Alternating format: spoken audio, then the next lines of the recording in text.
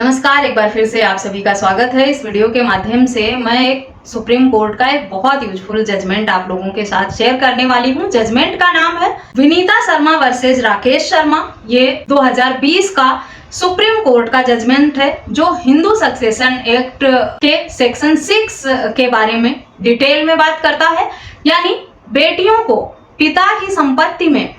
बेटों के बराबर हिस्सा देने के पर ये जजमेंट आधारित है। काफी सारी बेटियों का भी सवाल आया था और कुछ लड़कों का भी कि बेटियों को माता पिता की किस संपत्ति में हिस्सा मिलता है और किस संपत्ति में नहीं मिलता, और किस जजमेंट में या किस कानून के हिसाब से बेटियां अपने माता पिता के संपत्ति में हिस्सा ले सकती हैं। अगर नाती या नातिन चाहें तो वो अपने नाना की प्रॉपर्टी में कैसे हिस्सा क्लेम कर सकते हैं, उनके क्या हक अधिकार हैं, और क्या सभी प्रॉपर्टी में बेटी को हिस्सा मिलता है, जो पिता की स्वअर्जित संपत्ति है उसमें मिलता है, या जो पेरेंटल प्रॉपर्टी है, जो पीढ़ी दर पीढ़ी ट्रांसफर हुई संपत्ति है, जो पैतृक संपत्ति है, उसमें हिस्सा दिया जाता है। क्या कृषक भूमि में भी बेटियों को हिस्सा मिलता है बराबर का, बेटों के बराबर या नहीं। और सुप्रीम कोर्ट के इस जजमेंट में जो 9 सितंबर 2005 में आया हिंदू उत्तराधिकार संशोधित अधिनियम का जो जजमेंट है, उसमें बेटियों को बेटों के बराबर हिस्सा देने की बात की गई। उसके बाद भी बेटियों को अभी भी पिता की संपत्ति में बराबर हिस्सा नहीं मिल पाता है। कुछ स्टेट में ये लागू नहीं हुआ। बेटियां शादी के बाद अपने पिता की संपत्ति से बेदखल हो जाती हैं, उनका नाम हटा दिया जाता है, वो चाह कर भी हिस्सा नहीं ले पाती हैं अपने माता पिता की संपत्ति में। आज की वीडियो इन्हीं सारे टॉपिक पर आधारित है कि अगर कोई बेटी चाहे तो किस सेक्शन के अंतर्गत, किस कानून के अंतर्गत और किस जजमेंट का हवाला देकर वो अपने पिता की संपत्ति में, चाहे वो स्वअर्जित है या पैतृक संपत्ति है, हिस्सा मांग सकती है। तो पूरी जानकारी पाने के लिए इस वीडियो को अंत तक जरूर देखें। अगर मेरे चैनल पर नए हैं, अब तक सब्सक्राइब नहीं किया है तो प्लीज सब्सक्राइब करके बेल आइकन जरूर प्रेस करें ताकि इस तरह की और भी इंफॉर्मेटिव वीडियोस आपको घर बैठे मिलती रहें। सबसे पहले बात करते हैं कि ये संशोधित अधिनियम जो 2005 में आया है, क्या उसके बाद ही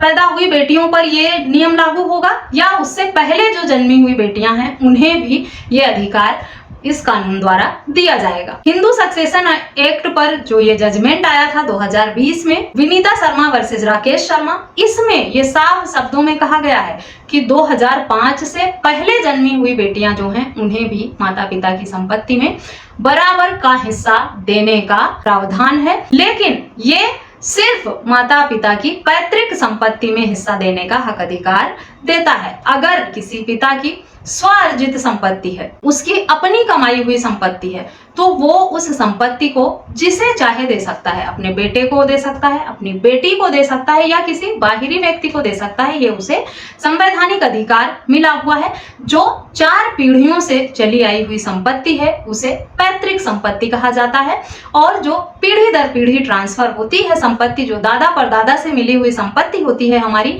उसी पर जो हमारे वारिस होते हैं उनमें बेटा और बेटी दोनों का समान अधिकार होता है। चाहे वो कृषक भूमि हो, चाहे वो मकान हो, दुकान हो, सभी तरह की संपत्ति में बेटियों को भी बराबर का हक अधिकार कानून में दिया गया है संशोधित अधिनियम के अनुसार। साथ ही ये जो 2020 में जजमेंट आया है इसमें भी इन्हीं बातों का जिक्र किया गया है और इसी आधार पर यह फैसला सुनाया गया था। लेकिन अभी भी बेटियों को सभी जगह पर माता पिता की संपत्ति में बराबर हिस्सा नहीं मिलता है। कब नहीं मिलेगा बेटियों को हिस्सा माता पिता की संपत्ति में? कोई माता पिता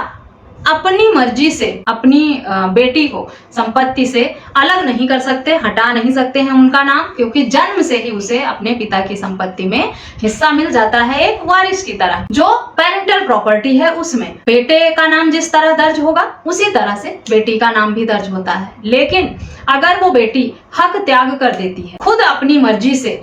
अपनी संपत्ति अपने भाई को दान कर देती है, गिफ्ट कर देती है, तब वो अपना हक अधिकार खो देती है। तो बेटियां इस बात का ध्यान रखें कि बिना सोचे समझे जल्दबाजी में कोई फैसला ना करें, कोई इस तरह का डॉक्यूमेंट अपने भाई को या पिता को लिख कर ना दें जिससे संपत्ति से उनका अधिकार खत्म हो जाए। कई बार होता है कि पिता की मृत्यु के बाद भाई एनओसी साइन करा लेते हैं संपत्ति अपने नाम ट्रांसफर करने के लिए। बहन की शादी हो जाती है, बहन अपने ससुराल में रहती है शादी के बाद, और भाई और पिता की जब मृत्यु होती है तो भाई उनसे कहते हैं कि संपत्ति पापा के बाद अब मुझे अपने नाम ट्रांसफर करानी है, एक भाई हो या एक से अधिक हो। तो जो लड़कियां हैं उनसे एनओसी चाहिए कि उन्हें भाइयों के नाम पर संपत्ति होने में कोई आपत्ति नहीं है, वो नहीं कोई आपत्ति नहीं जता रही हैं। उनके भाई लोग अपने नाम पर संपत्ति ट्रांसफर कर लें, उनको किसी भी तरह का हिस्सा नहीं चाहिए, ना किसी तरह का ऐतराज है, ऐसा भाई लोग लिखवा लेते हैं। कोई भी पेपर साइन ना करें अगर आपको अपनी पिता की संपत्ति में हिस्सा चाहिए। कई बार होता है आज आपका मन ठीक होता है, पति के साथ आपकी अच्छी बन रही होती है, घर परिवार अच्छा चल रहा होता है, तो आपको लगता है कि मुझे भाई के या पिता की संपत्ति से क्या लेना देना। और कुछ समय बाद लड़कियों का घर टूट जाता है, ससुराल टूट जाता है, डाइवोर्सी हो जाती हैं या पति से विवाद होकर घर पहुंच जाती हैं, वापस आती हैं मायके में, तो वो वहां से भी अपना हक अधिकार खो देती हैं। बेटियों को जन्म से ही माता पिता की संपत्ति में बराबर हिस्सा मिलने का प्रावधान है, और अगर कोई बेटी उसका घर टूटता है शादी के बाद तो वो बेटे की तरह ही कानूनी हक अधिकार के साथ अपने माँ बाप की संपत्ति में हिस्सा लेकर रह सकती है। बेटे की तरह ही कोई भी बेटा या पिता उसे अपनी जो संपत्ति है उसे बाहर नहीं निकाल सकता, क्योंकि उसकी वारिस होने के नाते उसका भी हक अधिकार होता है संपत्ति में। तो आप इस बात का ध्यान रखें कि जब तक आप खुद अपने हाथों से लिखकर नहीं देंगी आपकी प्रॉपर्टी आपसे कोई छीन नहीं सकता है, अगर वो पैतृक संपत्ति है। जो स्वार्जित संपत्ति है उसमें तो पिता बेटे को भी देने के लिए बाउंड नहीं है, वो चाहे तो जिसने बुढ़ापे में उसकी सेवा की है कोई बाहरी व्यक्ति है तो वो उसको भी दे सकता है, अपनी संपत्ति उसके नाम भी कर सकता है या बेच भी सकता है। जबकि पैतृक संपत्ति में ऐसा नहीं है, पैतृक संपत्ति को पिता बेच भी किसी इमरजेंसी मेडिकल नीड में कर सकता है, या परिवार में बेटी की शादी करनी है, कोई ऐसी जरूरत है, या कोई जो ज्वाइंट फैमिली है उसके वेलफेयर में खर्चा होना है तब यूज कर सकता है, ऐसे तब उसे बेच सकता है, अन्यथा बेच भी नहीं सकता है। और अगर कोई फादर नशेड़ी है, शराबी है और गलत संगत में है तो उसके बच्चे अगर संपत्ति, और उन्हें बच्चों को अगर डर है कि उसका पिता संपत्ति को बेच देगा, उसको नुकसान पहुंचाएगा या उनका जो हक अधिकार है वो ऐसे ही चला जाएगा, तो ऐसे में बच्चों को अपनी प्रॉपर्टी पर स्टे लेने का अधिकार रहता है, और वो जाकर स्टे ले सकते हैं कोर्ट से कि मेरे पिता के गलत आचरण है, गलत संगत है, नशे के आदी हैं, और हमें डर है कि जो हमारे दादा दादी से मिली हुई संपत्ति है, जो हमारी पैतृक संपत्ति है, उसमें हमें कुछ भी नहीं मिलेगा, ये मेरे पिता अपने गलत आचरण के चलते सब कुछ बर्बाद कर देंगे। तो ऐसे में स्टे लग जाता है कि बच्चों को बिना बताए, बच्चों के बिना नॉलेज में आए वो संपत्ति को बेच भी नहीं सकते हैं पिता। इस तरह का हक अधिकार वारिस को पेरेंटल प्रॉपर्टी में दी जाती है। अगर पिता की मृत्यु हो जाती है और तो ऐसे में पिता के जितने वारिस हैं, भाई बहन, सभी के नाम संपत्ति बराबर ट्रांसफर होती है। अगर पिता चाहते हैं, कोई विल बनाकर जाते हैं, अपनी प्रॉपर्टी का अलग अलग तरीके से विभाजन करते हैं और उसमें उनके बच्चों को कोई आपत्ति नहीं होती है, तो उस हिसाब से प्रॉपर्टी ट्रांसफर होती है। साथ ही अगर बेटी की मृत्यु पहले हो जाती है, पिता जीवित रहता है, प्रॉपर्टी डिवाइड नहीं हुई है, बंटवारा नहीं हुआ है, वारिस के नाम नहीं गई है, पिता जीवित है, बेटी की ही पहले मृत्यु हो जाती है या बेटे की मृत्यु हो जाती है, तो ऐसे में जो उसके वारिस हैं, पोते पोती या नाती नातिन, वो अपने माता या पिता के हिस्से की जो संपत्ति है उसका दावा अपने दादा या अपने नाना से कर सकते हैं। लेकिन ये तभी कर सकते हैं जब उनकी पिता या उनकी माता जीवित ना हो, यानी जो उनके दादा या नाना की संतान है, अगर वो जीवित नहीं है तब उनकी जगह वो अपनी माँ के हिस्से का क्लेम कर सकते हैं अपने नाना से। और इसी तरह से जो पोते पोतियां हैं वो भी अपने दादा से अपने पिता की का हिस्सा जो है वो मांग सकते हैं, उन्हें बेदखल नहीं किया जा सकता है ऐसी संपत्ति से। महिलाएं कहती हैं कि मेरे पति की डेथ हो गई थी, उसके बाद मैं ससुराल में नहीं